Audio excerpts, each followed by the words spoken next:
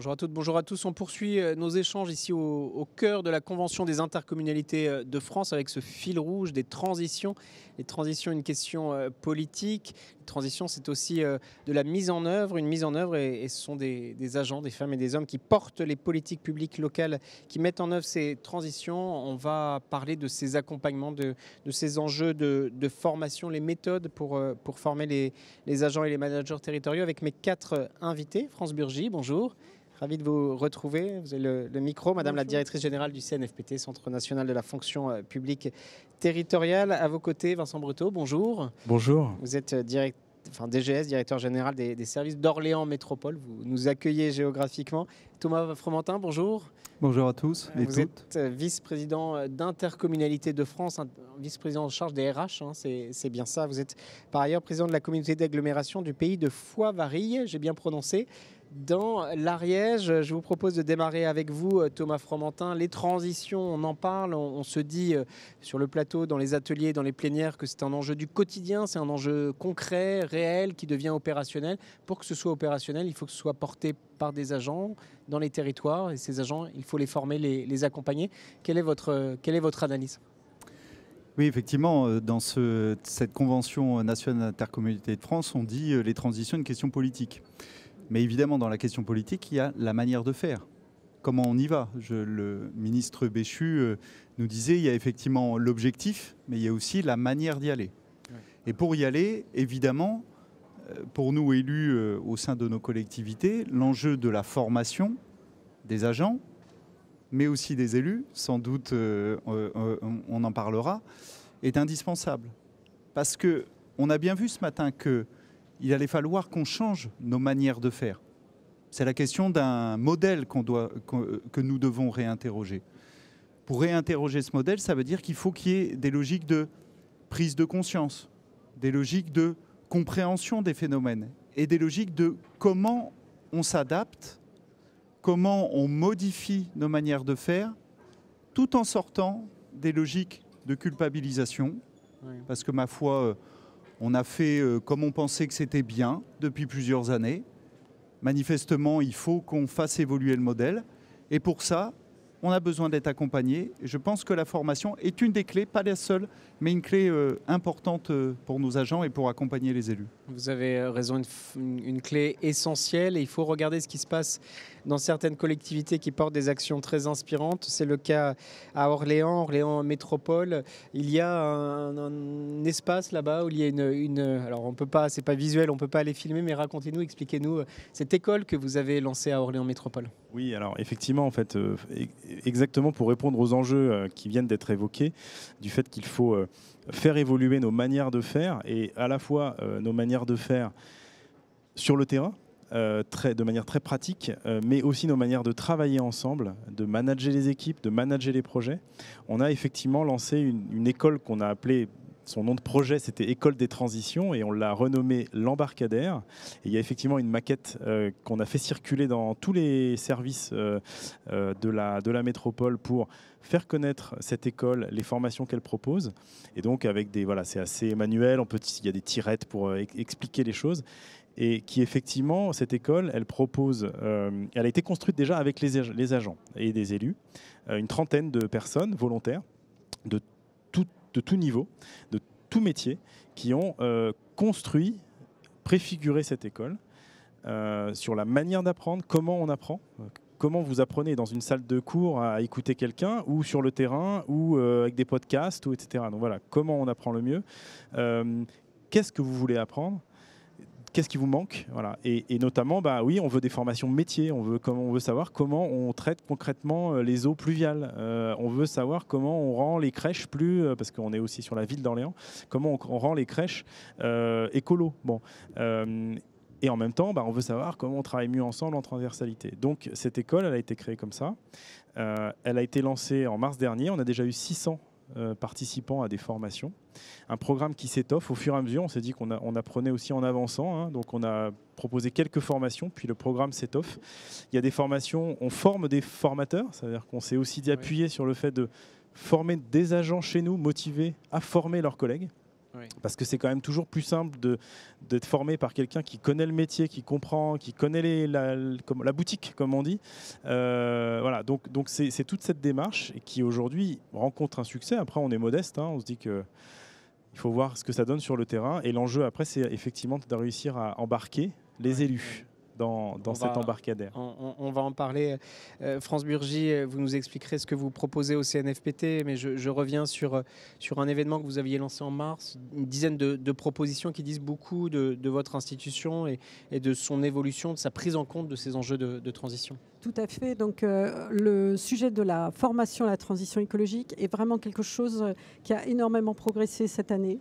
On a enregistré, nous, plus de 60% de progression dans l'offre, puisqu'on a une offre dédiée. Hein. On a repéré dans toute notre offre de formation tout ce qui se référait à la transition écologique et on a 60% de réalisation supplémentaire par rapport à l'année dernière, ce qui est énorme. Ouais. On a vraiment une mise à l'agenda qui montre qu'il y a une volonté politique et des dirigeants de passer à une échelle d'action, une échelle immédiate d'action. Ça, on l'enregistre sur 3 sujets.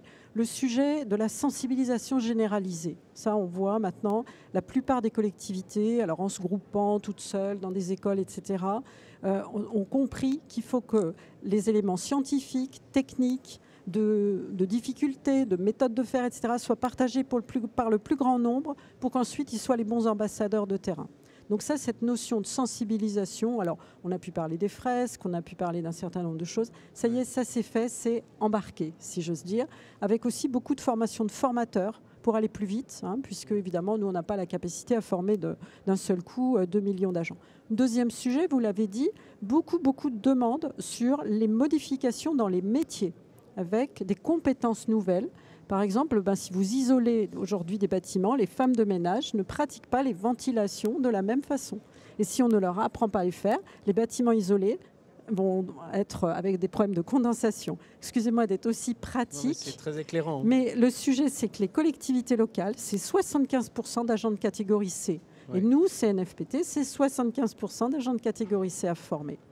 Et donc voilà, ça c'est donc tous les métiers, la crèche, enfin tout ce qu'on a pu parler. Donc on revisite toute notre offre et ça suit très bien au niveau de dialogue avec les collectivités sur la demande, sur ce qui, on est très en phase. Troisième sujet, et là on est encore plus les uns et les autres en tâtonnement, c'est sur ce dont on a pu parler, c'est-à-dire on change un peu nos logiciels d'organisation, de mode de construction des politiques publiques, de mode d'alliance avec les territoires voisins, de priorisation des finances, etc. Voilà. Là, je dirais qu'on entre sur une nouvelle, une nouvelle période pour nous de réflexion pour attaquer ces sujets-là, qui sont les sujets du levier du financement et les sujets de l'inclusion sociale dans la transition écologique. La question de l'inclusion est essentielle. À tous les 3, même question, il y a une expertise que vous transmettez aux agents qui est nécessaire. Il y a aussi, ça relève d'une forme d'évidence quand vous mentionnez l'appropriation des outils de climatisation, hein, c'est ça. Mais il y a aussi un positionnement managérial, si je puis dire, transverse. Il faut, Thomas Fromentin, pour avancer concrètement, dépasser les silos qui restent prégnants dans certaines organisations publiques, avoir une approche transverse, changer le pilotage. Oui, alors, vous savez qu'en France, certainement ailleurs, on aime effectivement les silos, hein, on nous met dans un certain nombre de catégories, mais effectivement, les politiques de transition nous imposent, on en parlait tout à l'heure, nous impose à l'évidence de sortir de ces silos et donc d'être dans la transversalité. Mais je rajouterai un autre élément et qui à mon avis est proche, c'est la logique du temps long. Pourquoi je dis ça? Parce que si certains épisodes climatiques conduisent à des réveils de conscience, lorsqu'il y a eu des grands incidents, des grands incendies dans le Bordelais, des grandes inondations. Mais on oublie vite. On oublie vite. Les consciences, elles effacent vite. Ouais. Et cette logique de travail dans le temps long qu'apporte la formation, mais aussi en transversalité, elle fait aussi qu'on se sort un peu de l'immédiateté de ce ressort médiatique de ce qu'est le changement climatique pour se dire qu'il va falloir le travailler dans un temps, encore une fois, plus long, étape après étape, en transversalité, parce qu'effectivement, ce changement climatiques, ces dérèglements climatiques qui sont devant nous et on a l'obligation de les affronter. Donc, enjeu effectivement de la transversalité et de retrouver une logique de temps long et donc quelque part une logique un peu politique, de penser à long terme.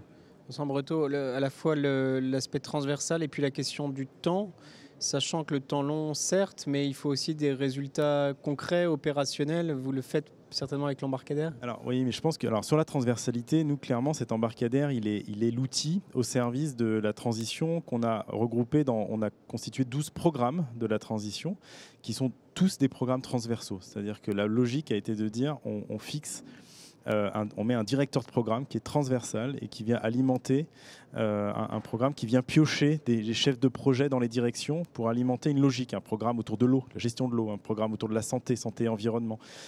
Voilà. Et dans les actions relèvent de différentes directions des anciens fameux silos. Voilà. Donc l'embarcadère, il vient alimenter ça. La transversalité essentielle. Voilà. Ça, c'est vraiment... Moi, je pense, on parle de transversalité depuis des années, des dizaines d'années, il faut être transversal.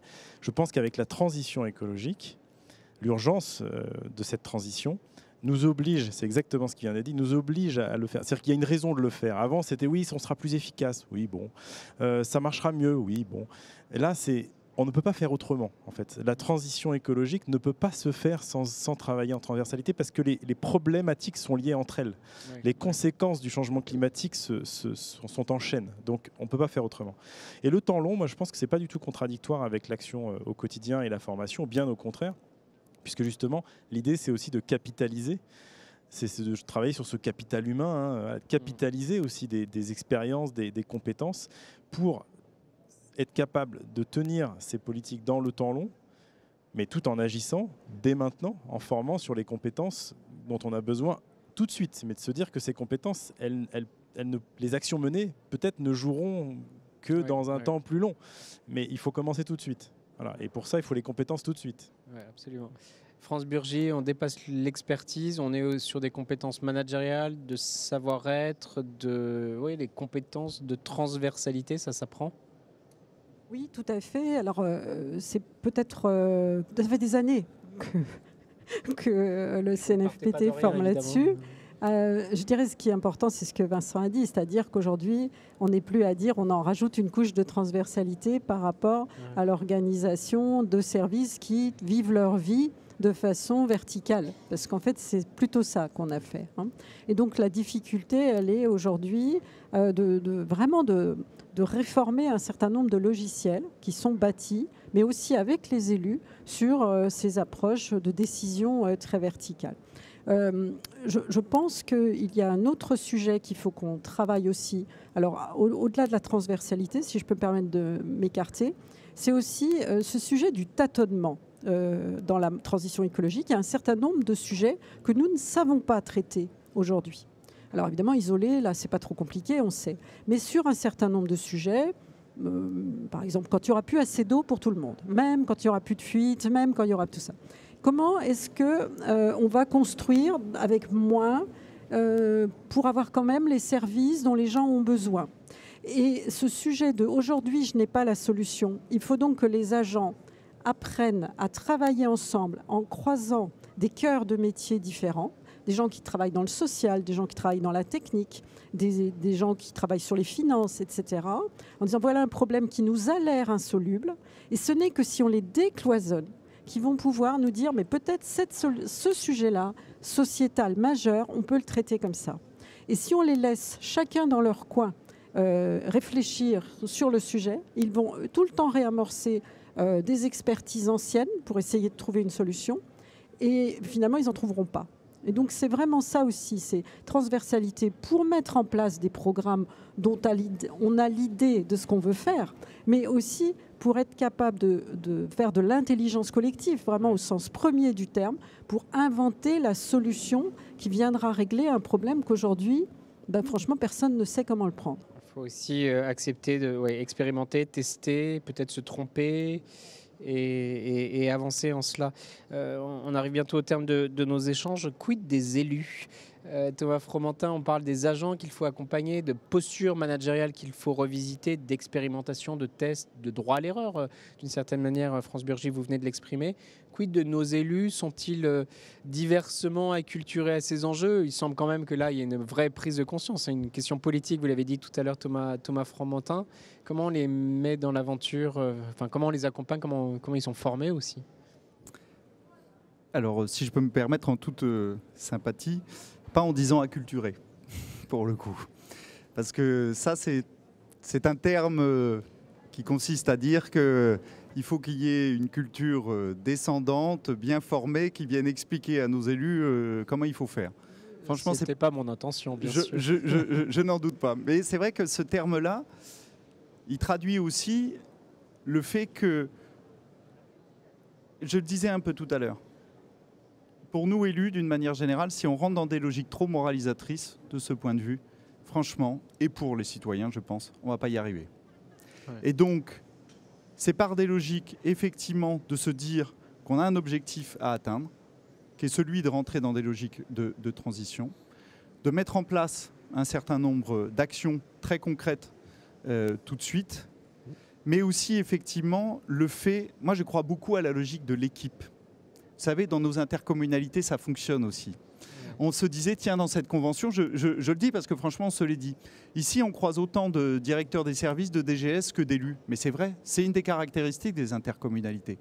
Et peut-être que ça va être notre force, le fait que, élus et agents, on arrive à avancer ensemble. Il faut reconnaître, si on se regarde un peu quand même, que nos agents nous ont beaucoup fait progresser, nous, élus, aussi en matière de compréhension de ces enjeux climatiques et la manière dont on pourrait faire. Parce que parfois, le sujet est immense. Ouais. Et il est potentiellement très clivant et avec des ressorts électoraux fort compliqués parfois. Enfin, on peut se dire les choses telles qu'elles sont. Hein, voilà. Et donc, du coup, le fait parfois de trouver, de tâtonner, comme vous le disiez, j'aimais bien ça, de trouver des solutions en tâtonnant, on apporte des solutions. Et là, on retrouve, nous élus, qui arrivons à apporter des solutions dans les équipes, dans une période où il nous faut effectivement agir. C'est intéressant, hein, des élus qui, d'une certaine manière, des agents qui donnent des clés de compréhension aux élus. Ça inverse complètement, d'une certaine manière, des agents qui acculturent les élus, c'est ça? Je vous embête, bien sûr. Monsieur le DGS, cette relation, alors vous êtes en lien avec vos élus, bien sûr. Comment vous analysez les choses? Cette question de la formation des élus et des agents, donc, on y a beaucoup réfléchi dans le cadre de l'embarcadère, parce que c'est une des ambitions. On s'est rendu compte que mettre les élus comme les agents dans une salle de classe, pour caricaturer, ça ne marchait pas. En revanche, ce qui a marché, on l'a fait une fois, on l'a testé sur l'eau, justement, sur la gestion de l'eau, et ça a très bien marché. On a appelé ça un séminaire.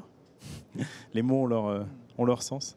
On a appelé ça un séminaire, on a mis des élus de la métropole qui étaient intéressés, on a mis des experts du BRGM, de l'Agence de l'eau, de l'ADEME, et on a mis des agents de la direction du cycle de l'eau, mais des agents aussi des communes qui pouvaient être intéressés par ce sujet, de l'aménagement, etc. Et il y a eu une discussion sur voilà les enjeux, voilà les clés de compréhension scientifique amenées par les experts. Les élus qui disent oui, mais moi sur mon territoire, là, ça on a testé, mais les gens ils en veulent pas. Voilà. Donc, et les agents qui disent nous on peut essayer d'imaginer ça. Et cette discussion, ce tâtonnement, cet échange d'égal à égal finalement. Ouais. Entre c'est pas des experts qui disent ce qu'il faut faire, c'est des experts qui disent voilà les enjeux, voilà les clés, des agents qui disent voilà techniquement ce qu'on sait faire, et des élus qui disent voilà ce que je sens, voilà ce que les gens attendent, voilà. Et ça marche. Voilà. Donc on va le reproduire sur d'autres thématiques. Il nous semble que ça marche. C'est inspirant pour votre offre de formation, sachant que j'imagine que chaque collectivité va avoir ses tâtonnements individuels, mais il y a des choses qui doivent remonter. France oui, alors effectivement, nous on fait beaucoup de capitalisation. Sur le sujet des élus, moi je voudrais dire ce que nous disent ceux qui viennent en formation, les agents qui viennent en formation sur leurs élus.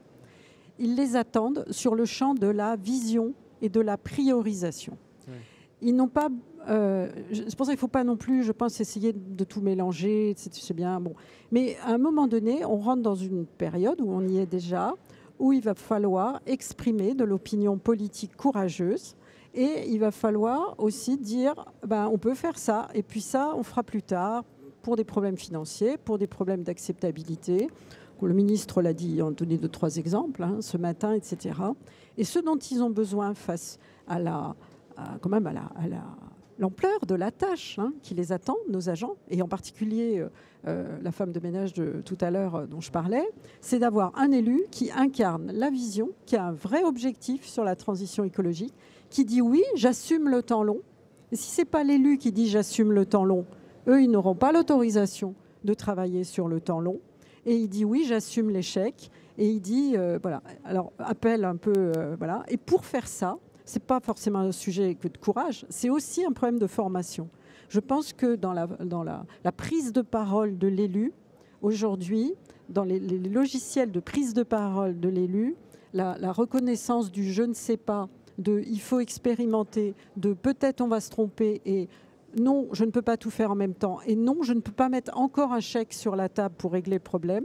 C'est peut-être ça, aujourd'hui, ce qui manque à un certain nombre d'élus plein de bonne volonté, c'est qu'il y a un travail de formation sur ces sujets de prise de parole sur des questions difficiles comme ça. Merci à tous les trois. Peut-être un mot de conclusion.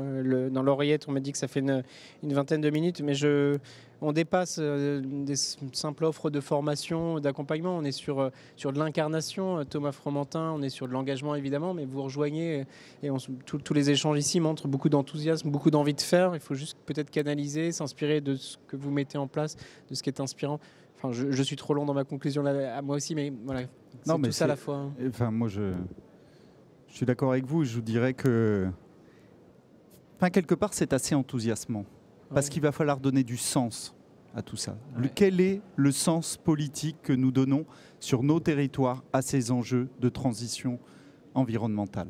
Et ensuite, effectivement, on va développer des méthodes pour y arriver. Mais donner le sens, donner le cap, c'est faire de la politique. C'est la noblesse de la politique. Vincent Breteau, votre conclusion, puis on suivra l'embarcadère. Oui, alors voilà, nous, ça reprend un petit peu, on a construit autour de 3 axes, comprendre, expérimenter, agir. C'est les 3 axes de l'embarcadère, donc c'est exactement ce qu'on s'est dit. Et pour reprendre ce qu'a dit France tout à l'heure, la conclusion de ce séminaire sur l'eau, c'est effectivement une feuille de route et une stratégie que les élus ont fixée. C'est-à-dire qu'après tout ce débat d'égal à égal, les élus ont dit, bon ok, ce qu'on va faire là, pour la fin du mandat, c'est ça, ça et ça. Ça, c'est trop cher, ça, c'est trop long, ça, on ne sait pas faire. Voilà. Et donc, oui, cette formation des élus, elle est nécessaire, celle des agents tout autant, mais il faut que ça débouche sur une priorisation des actions et l'acceptation du tâtonnement du temps long. Voilà. Et tout ça, ça doit se faire d'un même mouvement et tout de suite. C'est peut-être le défi, c'est que c'est tout de suite que ça doit se faire, maintenant. Oui. Ça doit se faire tout de suite pour ne pas avoir d'effet déceptif, parce que notre échange est très enthousiasmant. Mais derrière, il faut qu'il y ait du concret dans l'accompagnement des agents. Oui, et donc je pense qu'il faut aussi encourager les collectivités, les élus, etc., à définir très vite, chacun en ce qui les concerne, des indicateurs de résultats, de temps court. Et ça aussi, ça fait partie des formations qu'il faut faire, parce que ce n'est pas toujours quelque chose qui est bien perçu dans les projets. Mais pour pouvoir tenir les temps longs, il faut définir des indicateurs de temps court pour dire on a monté cette marche, on a monté cette 2e marche et on va aller sur la 5e, etc. Or souvent, on part du 0, on dit on va aller à 100 et puis on s'oublie un petit peu en route. Ça, c'est aussi des techniques importantes qu'il faut apprendre, qui ne relèvent pas que de la communication, puisqu'il faut de la donnée, il faut vérifier la donnée, etc. Mais je pense que ça aussi, ça fait partie des choses qu'on va développer ensemble. Moi, je retiens aussi de l'atelier un superbe alignement. Et je pense que voilà, on est ici à Intercommunalité, le lieu où on a créé du compromis et de la solution depuis le début, mais ça continue. Voilà. Ouais, merci pour cet échange. C'est frustrant parce qu'on doit en rester là, notre programmation se poursuit, mais on vous donnera volontiers la parole à l'avenir. Merci beaucoup France Burgy, directrice générale du CNFPT, Centre National de la Fonction Publique Territoriale, qui réinvente ces formations, qui les adapte au concret. Vincent Breteau, directeur général des services d'Orléans Métropole. L'embarcadère, voilà une initiative inspirante pour d'autres collectivités, vous qui nous regardez. Thomas Fromentin, président de la communauté d'agglomération du pays de Foix-Varilhes dans l'Ariège et vice-président vice-président d'Intercommunalité de France en charge des sujets RH. Merci, à très vite.